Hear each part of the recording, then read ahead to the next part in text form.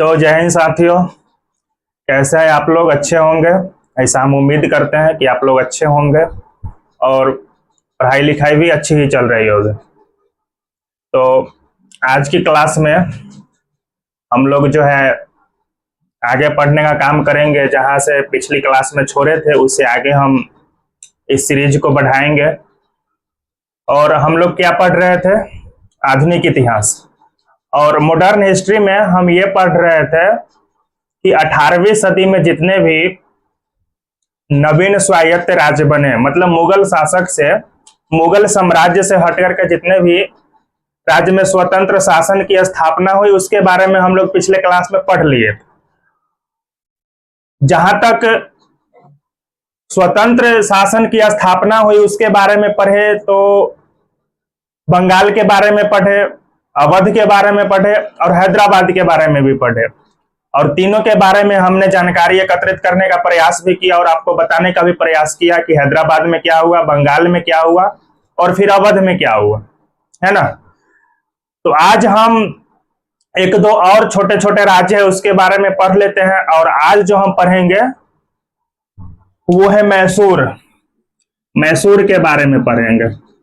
वही मैसूर जिसको अभी वर्तमान में हम लोग कर्नाटक के नाम से जानते हैं। मैसूर जिसको वर्तमान में किस राज्य के नाम से जानते हैं? कर्नाटक के नाम से जानते हैं। जहां पे अभी कर्नाटक है, जहां पे क्या है? अभी कर्नाटक है। जहां पे अभी कर्नाटक है, इस कर्नाटक को कभी मैसूर के नाम से जाना जाता था। इसी कर्नाटक को कभी मैसूर के नाम से जाना जाता था, या जो मैसूर राज्य था उसको आज के समय में हम लोग कर्नाटक के नाम से जानते हैं, कर्नाटक के नाम से जानते हैं। तो इसके बारे में हम लोग पढ़ने का प्रयास करेंगे। तो कर्नाटक में होता क्या है मैसूर में कि मध्यकाल के समय में, मैसूर में मध्यकाल के समय में, मैसूर में ध्यान से सुनते चलेंगे कि मैसूर में क्या होता है कि मध्यकाल के समय में जो है, मैसूर में मध्यकाल के समय में विजयनगर साम्राज्य का शासन रहता है। किसका शासन रहता है? विजयनगर साम्राज्य का। मैसूर में मध्यकाल में किसका शासन रहता है? विजयनगर साम्राज्य का शासन प्रशासन यहां चल रहा होता है। तो जब विजयनगर साम्राज्य का शासन चल रहा होता है मैसूर में, तो 1565 ईस्वी में, सन 1565 ईस्वी में एक युद्ध होता है और उस युद्ध को तालिकोट्टा के युद्ध के नाम से जानते हैं। तालिकोट्टा के युद्ध के नाम से जानते हैं। और ये युद्ध जो है विजयनगर साम्राज्य और बहमनी साम्राज्य के बीच होता है। विजयनगर साम्राज्य और बहमनी साम्राज्य के बीच एक युद्ध होता है और ये युद्ध होता है 1565 ईस्वी में। और इस युद्ध को कौन सा युद्ध के नाम से जानते हैं? तो तालिकोट्टा के युद्ध के नाम से जानते हैं। ठीक है, यहां तक कोई दिक्कत नहीं है। और इस युद्ध में विजयनगर साम्राज्य का पतन हो जाता है। इस युद्ध में क्या होता है? विजयनगर साम्राज्य का पतन हो जाता है और बहमनी साम्राज्य की जीत हो जाती है। बहमनी साम्राज्य की जीत हो जाती है। आगे चल करके जब विजयनगर साम्राज्य का पतन हो जाता है तो आगे चल करके इसी मैसूर में वोडेयार वंश का शासन स्थापित होता है। वोडेयार वंश का शासन स्थापित होता है। आगे चल करके वोडेयार वंश का शासन स्थापित होता है। और जब वोडेयार वंश का शासन स्थापित हो जाता है तो वोडेयार वंश का जो शासन, मतलब शासक जो होता है, वो कृष्णराज बनता है। वहां का राजा कौन बनता है? कृष्णराज बनता है। वोडेयार वंश का शासक कृष्णराज बनता है। कृष्णराज के बारे में ये कहा जाता है कि कृष्णराज जो था ना, कृष्णराज, इसको मिटा देते हैं थोड़ा, ठीक है। कृष्णराज जो था, यह एक अयोग्य शासक था। उतना योग्य था नहीं, अयोग्य शासक। कृष्णराज अयोग्य शासक। और इसने 2 मंत्री नियुक्त कर रखा था। अपने शासन प्रशासन को चलाने के लिए कृष्णराज क्या करता है, 2 मंत्री नियुक्त कर रखा होता है, और जिसमें से एक मंत्री का नाम रहता है नंजराज, नंजराज, और एक मंत्री का नाम रहता है देवराज, देवराज। एक मंत्री का क्या नाम रहता है, नंजराज, और एक मंत्री का क्या नाम रहता है, देवराज रहता है। नंजराज जो होता है यह वित्त मंत्री रहता है, नंजराज ये वित्त मंत्री रहता है, वित्तीय विभाग यानी कि वित्त से संबंधित रहता है ना, टैक्स कर ये सब की देखभाल ये करता है। और देवराज जो रहता है ये सैन्य मतलब सैन्य विभाग का मंत्री रहता है, देवराज जो है सैन्य विभाग का मंत्री रहता है। और सैन्य विभाग में ये जो है सेनापति के तौर पे कार्यरत रहता है, सेनापति। सैन्य विभाग में क्या रहता है ये देवराज, सेनापति रहता है। तो मुख्य रूप से जब मैसूर में वोडेयार वंश का शासन स्थापित होता है आगे चल करके, तो कृष्णराज का जो 2 मंत्री रहता है, एक नंजराज और एक देवराज रहता है। नंजराज जो है वित्त मंत्रालय की देखरेख करता है, और देवराज क्या रहता है, उसके सेना में सेनापति रहता है। और मुख्य रूप से यही दोनों क्या कर रहा था, शासन प्रशासन को चला रहा था, शासन प्रशासन को चला रहा था। फिर से समझने का प्रयास कीजिए कि मध्यकाल में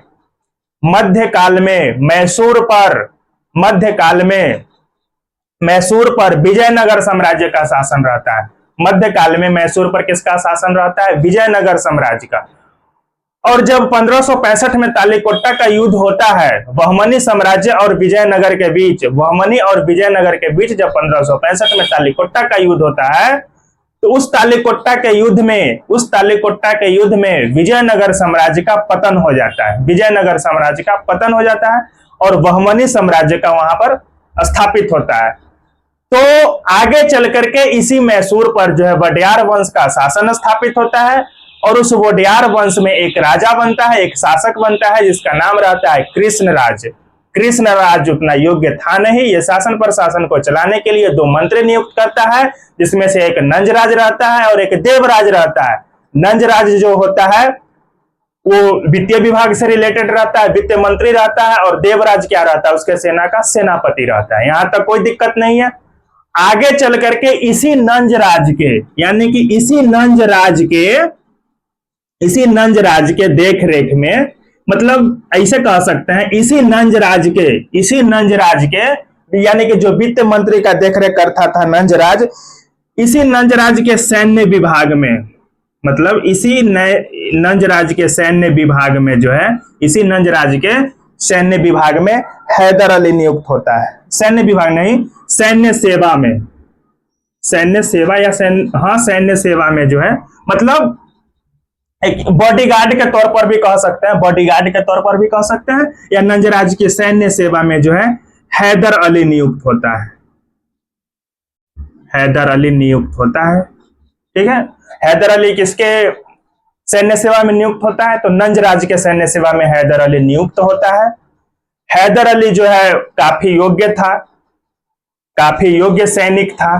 ठीक है, इसने क्या देखा कि कृष्णराज जो है यह शासन प्रशासन करने में उतना योग्य है नहीं, और मैसूर का जो है शासन प्रशासन का देखरेख नंजराज और देवराज कर रहा है। तो हैदर अली अपने योग्यता के आधार पर, अपने शक्ति के आधार पर, अपने क्षमता के आधार पर हैदर अली नंजराज और देवराज को अपदस्थ कर देता है, यानी कि हटा देता है। नंजराज और देवराज दोनों को हैदर अली क्या करता है, हटा देता है। और हटाने के बाद हैदर अली ये दोनों को हटा दिया और मैसूर पर स्वतंत्र शासन की स्थापना करता है। मैसूर पर क्या करता है हैदर अली, स्वतंत्र शासन की स्थापना करता है।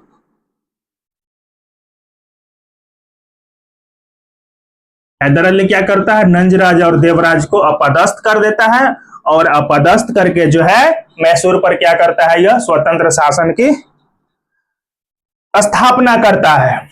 हैदर अली के बारे में यह कहा जाता है कि हैदर अली का जो संबंध जो है, हैदर अली का जो संबंध फ्रांसीसी से बहुत अच्छा था। फ्रांसीसियों से क्या था, बहुत अच्छा इसका संबंध था। किससे, फ्रांसीसी से। यानी कि जो भारत में फ्रांसीसी ईस्ट इंडिया कंपनी व्यापार कर रही थी, और उसी समय ब्रिटिश ईस्ट इंडिया कंपनी भी व्यापार कर रही थी, और फ्रांसीसी ईस्ट इंडिया कंपनी और ब्रिटिश ईस्ट इंडिया कंपनी दोनों आपस में धुरी विरोधी थे, मतलब कट्टर विरोधी थे, है ना, दोनों को आपस में बनता नहीं था। यूरोप महादेश में भी ब्रिटिश और फ्रांस जो देश हैं, उस दो देशों के बीच भी बराबर लड़ाई झगड़ा चलते रहता था, वहां पर भी उस देशों को आपस में नहीं बनता था। और भारत में जो कंपनियां व्यापार करने आई थी, ब्रिटिश ईस्ट इंडिया कंपनी और फ्रांसीसी ईस्ट इंडिया कंपनी, तो इन दो कंपनियों को भी भारत में अच्छा से नहीं बनता था। तो होता क्या है कि जब हैदर अली मैसूर में स्वतंत्र शासन की स्थापना करता है, तो इसका संबंध फ्रांसीसियों से बहुत अच्छा रहता है, फ्रांसीसियों से संबंध बहुत अच्छा रहता है। तो अंग्रेजों को यह बात जो है भाता नहीं है ना। जब दो व्यक्ति आपस में जब दो व्यक्ति के बीच दुश्मनी रहता है, तो स्वाभाविक सी बात है, जब एक व्यक्ति का कोई दूसरा दोस्त होगा, तो वो जो है दुश्मन का दोस्त मेरा दुश्मन, दुश्मन का दोस्त भी दुश्मन ही कहलाता है। तो वही बात था, फ्रांसीसी का संबंध जो है, या हैदर अली का संबंध जो है फ्रांसीसियों से अच्छा था, जिसके वजह से अंग्रेजों से हैदर अली को क्या रहता था, अंग्रेजों को हैदर अली से बराबर नफरत रहा करता था। किसको लेकर के? फ्रांसीसी को लेकर के। इससे आगे देखते हैं कि क्या होता है। जब हैदर अली और फ्रांसीसी का संबंध जब आपस में अच्छा चल रहा होता है, तो अंग्रेजों को ये बात से क्या रहता है, नाराजगी रहती है हैदर अली से। हैदर अली को इस बात से नाराजगी रहती है कि हैदर अली जो है फ्रांसीसियों से मिल करके अपना संबंध अच्छा कर रहा है, ये लेकर के हैदर अली से फ्रांसीसियों को नाराजगी रहते थे। इससे आगे देखते हैं मिटा करके कि इससे आगे क्या होता है। अब हैदर अली क्या करता है आगे चल करके, हैदर अली वहां पर मैसूर में फ्रांसीसियों की मदद से, हैदर अली मैसूर में फ्रांसीसियों की मदद से, हैदर अली फिर क्या करता है, मैसूर में फ्रांसीसियों की मदद से मदद लेता है। किसकी मदद लेता है? तो यह फ्रांसीसी से मदद लेता है, यानी कि फ्रांसीसी जो ईस्ट इंडिया कंपनी थी, इससे मदद लेता है। और हैदर अली को फ्रांसीसियों से संबंध भी अच्छा था। हैदर अली फ्रांसीसी से मदद लेकर के डिंडीगुल में, डिंडीगुल एक जगह का नाम है, यहाँ पर ही कर्नाटक में डिंडीगुल एक जगह का नाम है, यानी कि मैसूर में एक क्या है, डिंडीगुल शहर का नाम है, सॉरी तमिलनाडु में है, तमिलनाडु में। डिंडीगुल कहाँ है? तमिलनाडु में, तमिलनाडु में है डिंडीगुल। डिंडीगुल तमिलनाडु में है, और डिंडीगुल नामक शहर में, यानी कि डिंडीगुल नामक स्थान पर फ्रांसीसियों की मदद से क्या करता है, ये शास्त्रागार का निर्माण करवाता है, शास्त्रागार का निर्माण करवाता है। शास्त्रागार यानी कि यहाँ पर जो है अस्त्र शस्त्र तैयार किए जाएंगे, अस्त्र शस्त्र तैयार किए जाएंगे। तो यहाँ पर यह ध्यान रखिएगा कि डिंडीगुल कहाँ है, तमिलनाडु में है, और हैदर अली फ्रांसीसी की मदद से डिंडीगुल में एक शस्त्रागार का निर्माण करा रहा होता है। जब अंग्रेजों को इस बात की भनक लगती है, जब अंग्रेजों को इस बात की भनक यानी कि पता चलती है कि हैदर अली फ्रांसीसी की मदद से डिंडीगुल में एक शस्त्रागार का निर्माण करा रहा है, तो अंग्रेजों को यह बात भाती नहीं है। और अंग्रेज क्या करता है, हैदर अली से युद्ध करने के लिए तैयार हो जाता है। अंग्रेज क्या करता है, हैदर अली से युद्ध करने के लिए तैयार हो जाता है। और हैदर अली से अंग्रेज को कई सारे युद्ध भी हुए। प्रथम आंग्ल कर्नाटक युद्ध हुआ, दूसरा आंग्ल कर्नाटक युद्ध हुआ, तीसरा हुआ, फिर चौथा हुआ। उसी चारों युद्ध के बारे में पढ़ना है। तो यहाँ पर 3-4 जो युद्ध हुआ हैदर अली और अंग्रेज के बीच, और हैदर अली का जो आगे चल करके पुत्र होता है टीपू सुल्तान, उससे भी युद्ध होता है। तो ये युद्ध का कारण ये मुख्य रूप से ये था कि हैदर अली का संबंध फ्रांसीसियों से अच्छा होना, और जिस किसी से भी, मतलब किसी को भी फ्रांसीसी से संबंध अच्छा रहता था, तो अंग्रेज को ये बात भाती नहीं थी। क्यों? क्योंकि फ्रांसीसी ईस्ट इंडिया कंपनी और ब्रिटिश ईस्ट इंडिया कंपनी आपस में क्या थे, प्रतिद्वंदी थे, है ना, एक दूसरे के प्रतिद्वंदी थे। जब अंग्रेजों को पता चला कि हैदर अली क्या कर रहा है, फ्रांसीसी की मदद से डिंडीगुल में क्या कर रहा है, शस्त्रागार का निर्माण कर रहा है, तो ये लेकर के जो है प्रथम आंग्ल मैसूर युद्ध हुआ। प्रथम आंग्ल मैसूर युद्ध, आंग्ल मतलब अंग्रेजी कंपनी, आंग्ल मतलब अंग्रेजी कंपनी और मैसूर के बीच क्या हुआ, प्रथम आंग्ल मैसूर युद्ध हुआ। और यह प्रथम युद्ध आंग्ल मैसूर युद्ध जो हुआ, यह 1767 से 69 तक चला। ये ईस्वी याद रखिएगा, पूछा जाता है प्रश्न में कि प्रथम आंग्ल मैसूर युद्ध कब हुआ था, कब से कब तक चला था। तो याद रखेंगे 1767 से लेकर के 1769 तक प्रथम आंग्ल मैसूर युद्ध चला, ठीक है। और जब 1767 से 1769 तक प्रथम आंग्ल मैसूर युद्ध हुआ, इस युद्ध में हैदर अली की जीत हुई। इस युद्ध में क्या हुई? हैदर अली की जीत हुई और ब्रिटिश ईस्ट इंडिया कंपनी की क्या हुई? हार हुई। ब्रिटिश ईस्ट इंडिया कंपनी की हार हुई। हैदर अली एक प्रथम भारतीय था, एक ऐसा प्रथम भारतीय शासक हुआ जिसने अंग्रेजों को हराने का काम किया। हैदर अली इससे पहले आप अंग्रेज जितने सारे भी युद्ध लड़े, यानी कि आंग्ल कर्नाटक युद्ध से पहले अंग्रेज जितने भी युद्ध लड़े, सब के सब युद्ध अंग्रेज जीते जा रहा था। सब के सब युद्ध में अंग्रेजों को जीत मिल रही थी। जैसे कि बक्सर का युद्ध हुआ, उसमें भी अंग्रेजों को जीत मिली, या फिर प्लासी का युद्ध हुआ, इसमें भी अंग्रेजों को जीत मिली। तो ये प्रथम आंग्ल कर्नाटक युद्ध एक प्रथम ऐसा युद्ध था जिसमें से हैदर अली एक ऐसा शासक, मतलब भारतीय शासक हुआ जिसने अंग्रेजों को क्या कर दिया? यहाँ पर परास्त कर दिया, हरा दिया। जब हैदर अली की जीत होती है और अंग्रेजी कंपनी की हार होती है, तो कोई भी युद्ध, हम बार बार बोलते हैं कि जब भी युद्ध होगा और उस युद्ध में हार या जीत होगी तो उसके तत्काल बाद क्या होगा? संधि होगा। युद्ध के साथ साथ संधि भी याद रखिएगा, तो आपको कंफ्यूजन नहीं होगा किसी प्रकार का। युद्ध के साथ साथ संधि भी याद रखिएगा। तो जो युद्ध के बाद जो संधि हुआ, उस संधि को कहते हैं मद्रास का संधि। मद्रास का संधि। और मद्रास की संधि कब हुई थी? तो मद्रास की संधि हुई थी 1769 में। स्वाभाविक सी बात है, ये युद्ध चला 1767 से 1769 तक, और 69 में युद्ध समाप्त हुआ, तो 1769 में क्या होगी? मद्रास की संधि होगी। तो साथियों, अगर यह क्लास अच्छा लग रहा है तो आप चैनल को सब्सक्राइब नहीं करते हैं, चैनल को सब्सक्राइब कर दीजिए और वीडियो के लास्ट तक बने रहिए। आप क्या करते हैं, 1-2 मिनट, 4 मिनट, 5 मिनट देखते हैं, भाग जाते हैं। लास्ट तक क्लास कीजिएगा तो आपको अच्छा से समझ में भी आएगा, है ना। तो चैनल को सब्सक्राइब कर दीजिए और शेयर भी कर दीजिए थोड़ा। तो मद्रास की संधि कब हुई? 1769 में हुई। तो मद्रास की संधि जब 1769 में होती है ब्रिटिश ईस्ट इंडिया कंपनी और हैदर अली के बीच, तो इस युद्ध में दोनों, ऐसे तो कई सारी संधियां हुई, लेकिन मुख्य रूप से दोनों के बीच ये समझौता होता है कि आपस में एक दूसरे से युद्ध नहीं लड़ेंगे और एक दूसरे को क्या करेंगे? मदद करेंगे। यानी कि जब ब्रिटिश ईस्ट इंडिया कंपनी पर जब कोई आक्रमण करेगा तो हैदर अली मदद करेगा, और जब हैदर अली यानी कि मैसूर पर जब किसी बाह्य आक्रमण होगा तो सुरक्षा प्रदान कौन करेगा? ब्रिटिश ईस्ट इंडिया कंपनी सुरक्षा प्रदान करेगी या मदद करेगी। तो मुख्य रूप से यह समझौता हुआ कि दोनों क्या करेंगे? आपस में एक दूसरे को मदद करेंगे, है ना। जब हैदर अली पर आक्रमण होगा तो मदद कौन करेगा? ब्रिटिश ईस्ट इंडिया कंपनी मदद करेगी, और जब इसके ऊपर जब आक्रमण होगा तो कौन मदद करेगा? हैदर अली मदद करेगा। तो प्रथम आंग्ल मैसूर युद्ध में जो मद्रास की संधि हुई 1769 में, तो मद्रास की संधि में यही बात मुख्य रूप से दोनों हैदर अली और ब्रिटिश ईस्ट इंडिया कंपनी ने माना कि दोनों जो है क्या करेंगे? एक दूसरे को मदद करेंगे। उसके बाद क्या होता है कि हैदर अली के ऊपर मराठा आक्रमण करता है। मराठा का आक्रमण होता है हैदर अली के ऊपर। तो जैसे कि मद्रास की संधि में जो बातें हुई थी कि दोनों एक दूसरे को क्या करेंगे? मदद करेंगे, है ना। मेरे ऊपर आक्रमण होगा तो आपको मदद करना होगा, आपके ऊपर आक्रमण होगा तो हम मदद करेंगे। ये संधि हो गई 1769 में, मद्रास की संधि। तो आगे चल करके मराठा का आक्रमण हो जाता है हैदर अली के ऊपर। तो इस संधि के तहत ब्रिटिश ईस्ट इंडिया कंपनी को क्या करना चाहिए?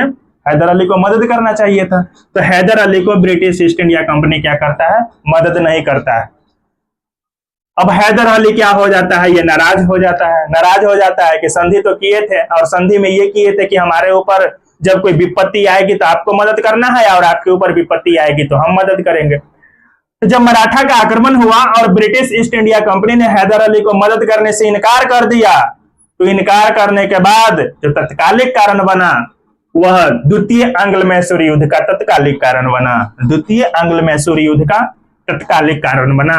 तो अब जो है द्वितीय आंग्ल मैसूर युद्ध को क्या करते हैं? देखते हैं कि इसमें क्या हुआ। द्वितीय आंग्ल मैसूर युद्ध, और द्वितीय आंग्ल मैसूर युद्ध के बारे में पढ़ेंगे। द्वितीय आंग्ल मैसूर युद्ध में यह होता है कि ये युद्ध जो है सन 1780 से 84 तक चलता है। 1780 से लेकर के 84 तक चलता है। प्रथम आंग्ल मैसूर युद्ध कब से कब चला था? तो 1767 से 69। प्रथम आंग्ल मैसूर युद्ध 1767 से 69 और द्वितीय आंग्ल मैसूर युद्ध 1780 से 84 के बीच चलता है।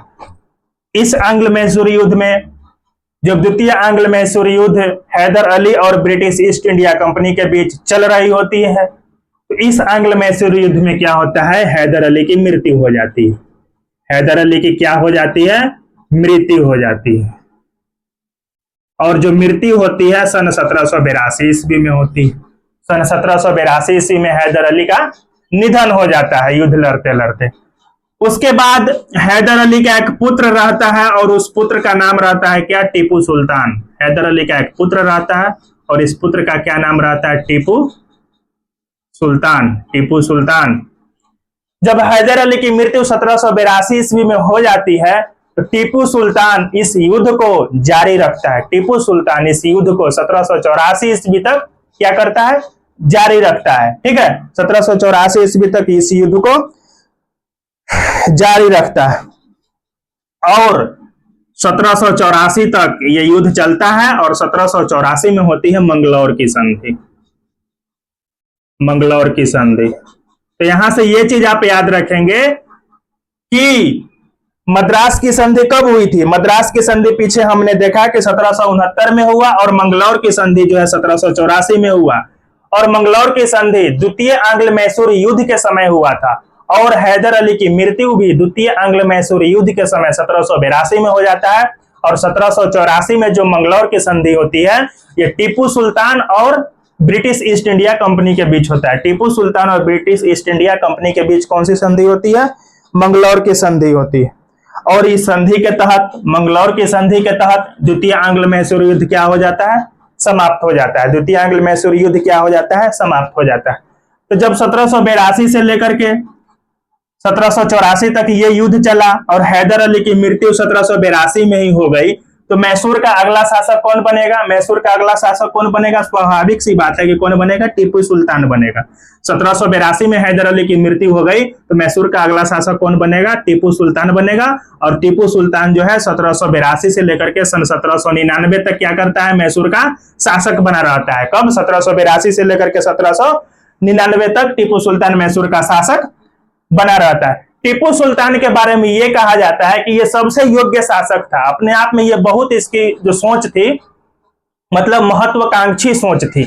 इसका यह मानना था टीपू सुल्तान का कि टीपू सुल्तान का यह मानना था कि भेड़ की तरह 100 दिन जीने से अच्छा है, भेड़ की तरह 100 दिन जीने से अच्छा है शेर की तरह एक दिन की जिंदगी जिया जाए, शेर की तरह एक दिन की जिंदगी जिया जाए। सीधे स्पष्ट तौर पर समझने का प्रयास करें तो टीपू सुल्तान का कहने का यह मतलब था गुलामी की जंजीर में बंद कर जीने से अच्छा है हम एक दिन ही जिए लेकिन आजाद होकर के जिए, एक दिन ही जिए लेकिन आजाद होकर के जिए। तो टीपू सुल्तान को जो है कई सारे उपनाम से भी जाना जाता है, जैसे कि नागरिक टीपू, शेरे मैसूर, नागरिक टीपू, नागरिक टीपू, उसके बाद शेरे मैसूर, नागरिक टीपू, शेरे मैसूर और सीधा साधा दैत्य, सीधा साधा दैत्य। ये सब चीजें याद रखेंगे। सीधा साधा दैत्य किसको बोला जाता था, तो सीधा साधा दैत्य जो है टीपू सुल्तान को बोला जाता था। शेरे मैसूर के नाम से कौन जाना जाता था, शेरे मैसूर के नाम से टीपू सुल्तान जाना जाता था। उसके बाद नागरिक टीपू के नाम से कौन जाना जाता था, तो नागरिक टीपू बोले, चाहे शेरे मैसूर बोले, चाहे सीधा साधा दैत्य बोले, इन सब नामों से टीपू सुल्तान जाना जाता था। और टीपू सुल्तान का कथन था, ये मानता था कि भेड़ों की तरह 100 दिन जिंदगी जीने से अच्छा है शेर की तरह ही जिए लेकिन एक दिन जिए। ठीक है, तो ये कथन याद रखेंगे। आगे चल करके क्या होता है कि टीपू सुल्तान क्या करता है, टीपू सुल्तान 1782 से लेकर के 1799 तक टीपू सुल्तान का शासक रहता है मैसूर में। आगे चल करके क्या होता है कि 1789 में फ्रांसीसी क्रांति होता है। 1789 में क्या होता है, तो 1789 में फ्रांसीसी क्रांति होती है। 1789 में क्या होती है, फ्रांसीसी क्रांति होती है। 1789 में क्या होती है, फ्रांस में एक क्रांति होती है जिसको फ्रांसीसी क्रांति के नाम से जानते हैं। फ्रांसीसी क्रांति होती है कब, 1789 में फ्रांसीसी क्रांति होती है। और फ्रांसीसी क्रांति से टीपू सुल्तान जो है काफी प्रभावित था। टीपू सुल्तान क्या था, फ्रांसीसी क्रांति से जो है काफी प्रभावित था। कौन, टीपू सुल्तान। टीपू जो है फ्रांसीसी क्रांति से काफी प्रभावित था। और फ्रांसीसी क्रांति का जो है नारा दिया गया था और वो नारा जो था फ्रांसीसी क्रांति का जो नारा था, स्वतंत्रता, समानता और बंधुत्व। स्वतंत्रता, स्वतंत्रता, समानता और बंधुत्व। इसका मतलब क्या हुआ, आप इस चीज को याद रखेंगे कि स्वतंत्रता, समानता और बंधुत्व की नारा जो है कहां दिया गया था, तो फ्रांसीसी क्रांति में दिया गया था। स्वतंत्रता, समानता और बंधुत्व, ये तीनों पॉइंट को याद रखना है आपको कि स्वतंत्रता, समानता और बंधुत्व का जो नारा है फ्रांसीसी क्रांति के दौरान सन 1789 में दिया गया था। तो यही सब चीजों से टीपू सुल्तान प्रभावित होकर के जो है स्वतंत्रता का वृक्ष लगवाया, स्वतंत्रता का वृक्ष लगवाया, स्वतंत्रता, हाँ, स्वतंत्रता का वृक्ष लगवाया। स्वतंत्रता का वृक्ष कहने का मतलब यह हुआ कि स्वतंत्रता का कोई वृक्ष होता नहीं है, इसका कहने का मतलब यह हुआ कि इन्होंने स्वतंत्रता का प्रतीकात्मक वृक्ष लगवाया, स्वतंत्रता के प्रतीक का वृक्ष लगवाया कि हमें, मतलब स्वतंत्रता के वृक्ष के माध्यम से अंग्रेजों को यह संदेश देना चाहता था टीपू सुल्तान, अंग्रेजों को यह मैसेज देना चाहता था कि हम जो है अपने आप में क्या है, स्वतंत्र है, हम किसी के अधीन रहने वाले नहीं है, हम किसी के अधीन आने वाले भी नहीं है, हम अपने आप में क्या है, स्वतंत्र है। और यही फ्रांसीसी क्रांति से टीपू सुल्तान काफी प्रभावित हुआ और स्वतंत्रता का प्रतीकात्मक वृक्ष लगाया और अंग्रेजों को संदेश दिया कि हम जो है किसी के अधीन आने वाले नहीं है और हम अपने आप में क्या है, स्वतंत्र है। यहां तक कोई दिक्कत नहीं है। इसके बाद फ्रांसीसी क्रांति जब हुई थी तो फ्रांसीसी क्रांति में ही, मतलब फ्रांस में ही कई सारे क्लब थे, कई सारे क्लब थे, जिसमें से एक क्लब का नाम था जैकोबियन क्लब। एक क्लब का क्या नाम था, जैकोबियन क्लब। और इसी जैकोबियन क्लब का सदस्य कौन बना था, इसी जैकोबियन क्लब का सदस्य टीपू बना था। इसी जैकोबियन जैकोबियन क्लब का सदस्य टीपू बना था। तो इस चीज को भी आप याद रखेंगे कि टीपू सुल्तान कौन सा क्लब का सदस्य बना था, तो जैकोबियन क्लब का सदस्य बना था। कौन, टीपू बना था। ठीक है, आगे चल करके फिर क्या होता है, टीपू सुल्तान जो है कई सारे महत्वपूर्ण काम भी करता है। टीपू सुल्तान जो है कई सारे महत्वपूर्ण काम भी करता है।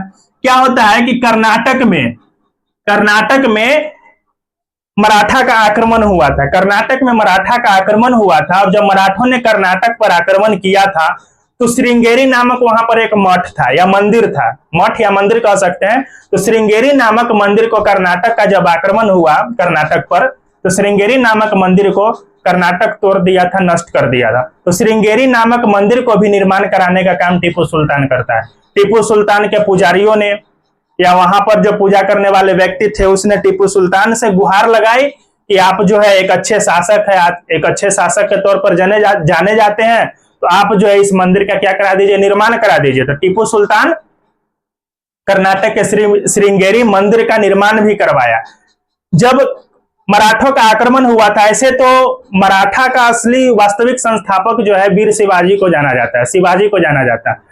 और शिवाजी के नाम लेकर के जो लोग जो है हिंदू राष्ट्र अभी चिल्ला रहे हैं ना, अभी हिंदू राष्ट्र शिवाजी के नाम लेकर के चिल्ला रहे हैं।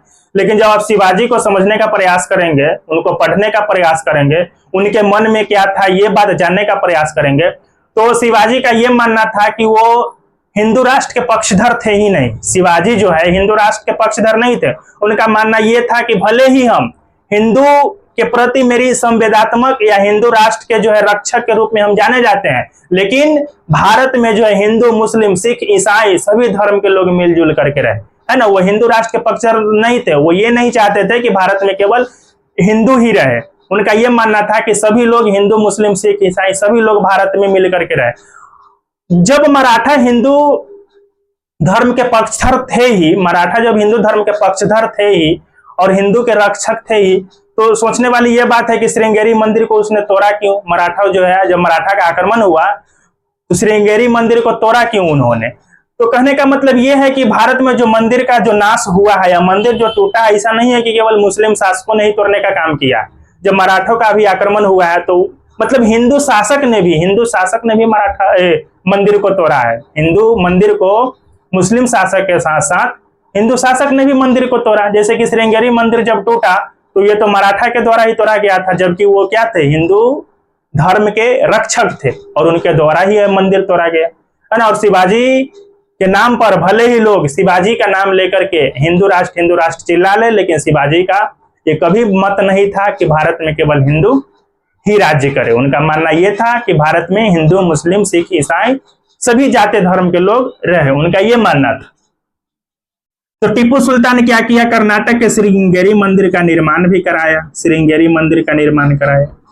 टीपू सुल्तान का संबंध पड़ोसी राष्ट्रों से बहुत अच्छा चल रहा था, जैसे कि फ्रांस से जो है टीपू सुल्तान का संबंध बहुत अच्छा था। साथ में पड़ोसी राष्ट्रों से जो है व्यापार भी अच्छा था, संबंध भी अच्छा था। तो क्या होता है कि अंग्रेजों को शक होता है टीपू सुल्तान पर कि टीपू सुल्तान फ्रांसीसी से मिल करके हमारे खिलाफ कोई षड्यंत्र रच रहा है। टीपू सुल्तान अंग्रेजों से मिल करके मेरे खिलाफ क्या कर रहा है, षड्यंत्र रच रहा है। क्यों शक होता है, क्योंकि टीपू सुल्तान को भी फ्रांसीसियों से संबंध अच्छा था और संबंध अच्छा रहने के साथ साथ व्यापार भी अच्छा खासा चल रहा था। जब अंग्रेजों को यह बात लगता है कि टीपू सुल्तान फ्रांसीसी से मिलकर के मेरे खिलाफ षड्यंत्र रच रहा है, तो फिर अंग्रेज क्या करता है, तीसरा आंग्ल मैसूर युद्ध चालू करता है। तीसरा आंग्ल मैसूर युद्ध होता है। मिटा दे, यहां तक कोई दिक्कत नहीं है, यहां तक कहानी समझ गए होंगे। उसके बाद क्या होता है, तीसरा आंग्ल मैसूर युद्ध होता है।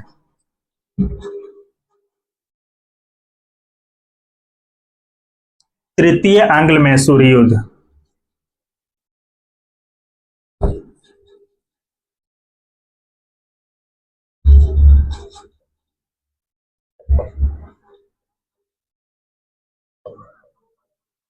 क्या होता है, अंग्रेज तृतीय आंग्ल मैसूर युद्ध जारी करता है, तृतीय आंग्ल मैसूर युद्ध।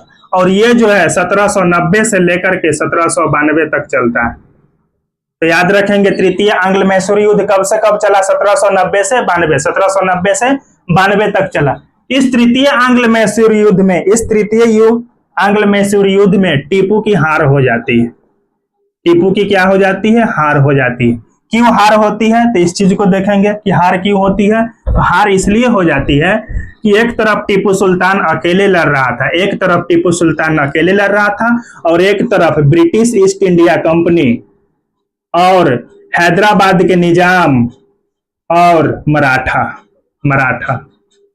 हैदराबाद के निजाम, ब्रिटिश ईस्ट इंडिया कंपनी और मराठा, ये तीनों जो है एक तरफ लड़ रहा था ब्रिटिश ईस्ट इंडिया कंपनी की तरफ से, हैदराबाद के निजाम और मराठा भी युद्ध लड़ रहा था, और टीपू सुल्तान बेचारा अकेले युद्ध लड़ रहा था। इस वजह से इस युद्ध में टीपू सुल्तान की क्या हो जाती है, हार हो जाती है, और ब्रिटिश ईस्ट इंडिया कंपनी की जीत हो जाती है। तो इस युद्ध का नेतृत्व, यानी कि ब्रिटिश ईस्ट इंडिया कंपनी की तरफ से इस युद्ध का जो नेतृत्व है वो कॉर्नवालिस कर रहा था। कौन कर रहा था, कॉर्नवालिस।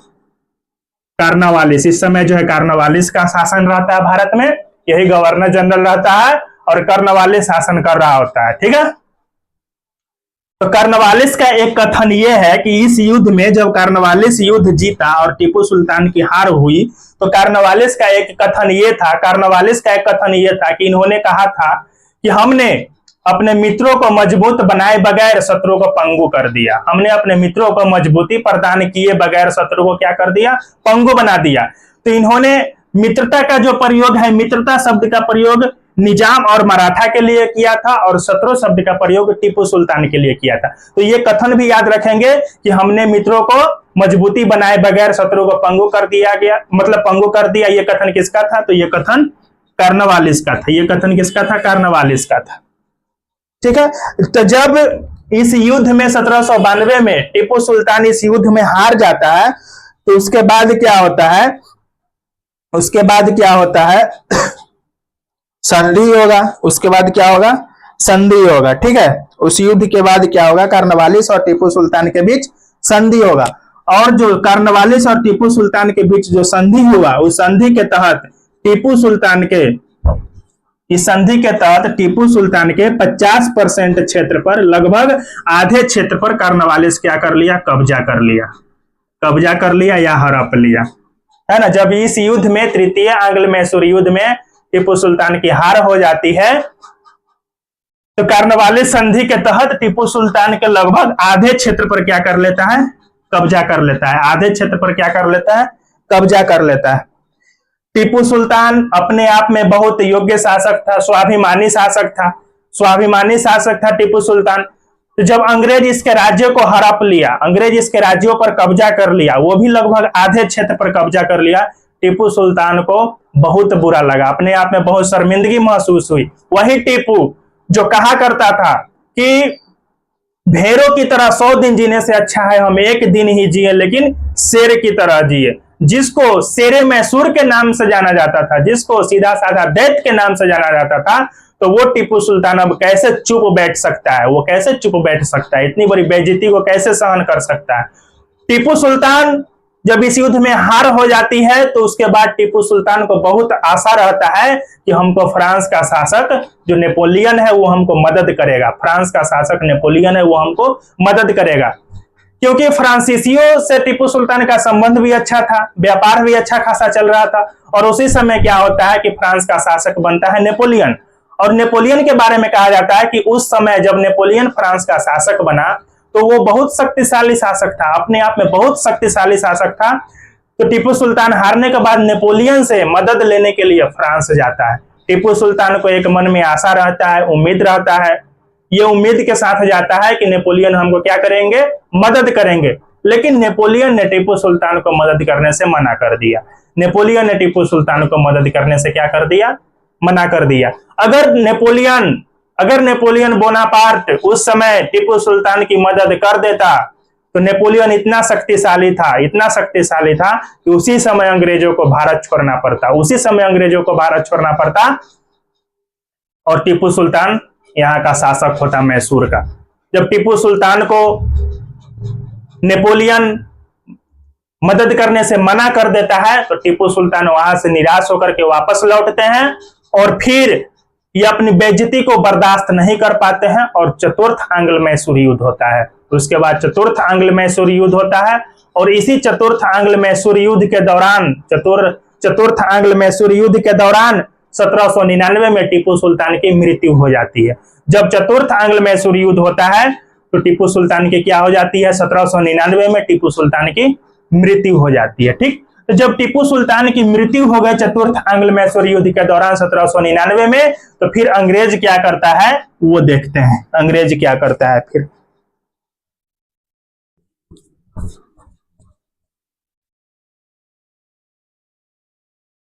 चतुर्थ आंग्ल मैसूर युद्ध ये हुआ 1799 में, और 1799 में जब ये युद्ध हुआ तो इसमें टीपू की क्या हो गई, मृत्यु हो गई। जब टीपू सुल्तान की मृत्यु हो जाती है चतुर्थ आंग्ल मैसूर युद्ध में, तो फिर से अंग्रेज क्या करता है, बोडियार वंश के, ये मार्कर चल नहीं रहा, इसका इंक खत्म है शायद। फिर से अंग्रेज क्या करता है, वोडियार वंश के अल्प आयु शासक, मतलब कम उम्र का ये शासक होता है, अल्प आयु शासक कृष्णराज द्वितीय को क्या करता है, अंग्रेज गद्दी पर बैठा देता है। कृष्णराज द्वितीय को अंग्रेज गद्दी पर बैठा देता है। वही वोटियार वंश जिसका शासन जब मैसूर पर जब शासन स्थापित हुआ था, वोटियार वंश के शासक कृष्णराज प्रथम हुआ था, और उस कृष्णराज के शासन जब प्रथम हुआ था कृष्णराज प्रथम, वही वोटियार वंश का शासक जो कृष्णराज प्रथम बना था, तो उसका जो दो सेनापति था, मतलब दो अधिकारी जो नियुक्त हुआ था, नंजराज और देवराज, और वसी दोनों को अपदस्थ करके जो हैदर अली यहाँ मैसूर का स्वतंत्र शासन मैसूर में स्थापित किया था हैदर अली। तो फिर से अंग्रेज क्या करता है, जब टीपू सुल्तान की मृत्यु हो जाती है 1799 में, तो अंग्रेज क्या करता है, उसी वोटियार वंश के